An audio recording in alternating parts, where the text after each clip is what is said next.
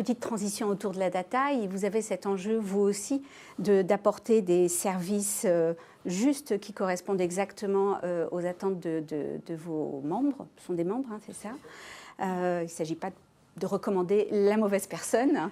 Et donc, la connaissance client, la data est fondamentale. Oui, alors la data est fondamentale. La promesse de Mythique, quelque part, c'est de mettre les célibataires dans les meilleures conditions pour rencontrer quelqu'un, donc online ou in real life. Donc dans ce cadre-là, il faut avoir une approche très personnalisée, donc utiliser la data de façon à ce que chaque communication soit vraiment personnelle, qui est quelque chose qui accroche, que ce soit justement la mise en avant d'un intérêt commun ou le fait de présenter des utilisateurs qui sont vraiment en affinité avec vos recherches, ou un peu plus large que ce que vous espériez au départ, mais qui peuvent tout de même vous intéresser.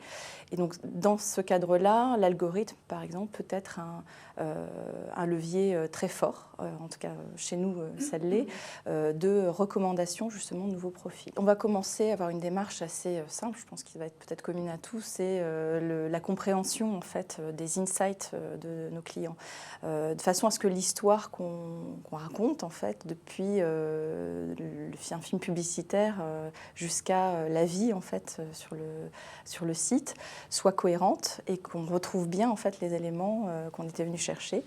Donc dans ce cadre-là, en fait, il est important d'être à l'écoute de tous les signaux qui sont liés à la data, hein, des signaux qui peuvent être une baisse d'activité brutale ou qui peuvent être, bien sûr, l'arrêt d'un abonnement. Des signaux positifs aussi, au contraire, une augmentation, une participation à un event. Ces signaux-là doivent être interprétés pour être réintégrés, en fait, derrière dans des parcours clients, pour adresser à la fois, je dirais, même la pression de communication qui convient. Le canal également qui convient. Comme vous le disiez, le consommateur est multicanal. Les applications chez nous ont pris une ampleur formidable. Donc il faut savoir aussi être là au bon endroit, au bon moment. Voilà. Et c'est en cela que la data va nous aider. Donc à la fois pour le contenu et pour la gestion de la pression de communication. Vous parlez aussi d'applications mobiles. Quelle est votre stratégie autour du mobile ? Alors, effectivement, le mobile est vraiment le canal sur lequel on revient le plus souvent. On a regardé globalement, on est 3 à 4 fois plus, on va 3 à 4 fois plus souvent sur une application que sur un site, mais on n'y va pas non plus pour les mêmes usages. Donc notre stratégie dans ce cas-là, ça va être effectivement de continuer en fait à proposer en fait de nouvelles raisons de se connecter. Donc on a mis en place toute une partie bien sûr push notification.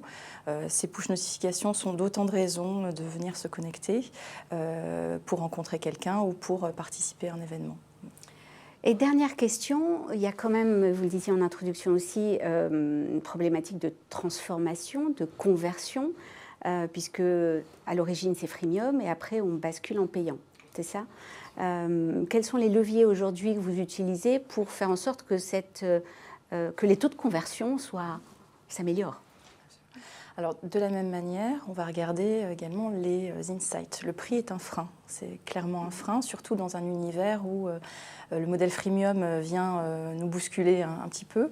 Donc, il s'agit d'identifier en fait les cibles qui vont être les plus appétentes. Ou non, un abonnement, celles qui sont prêtes à s'engager sur des passes de longue durée, ou plutôt qui vont tester d'abord des passes de courte durée. Donc dans ce cadre-là, de la même façon que l'algorithme, le scoring va nous aider à automatiser des campagnes qui vont être adaptées aux différents utilisateurs en fonction de qui ils sont, d'où ils viennent, donc typologie et comportementale. Ok, merci.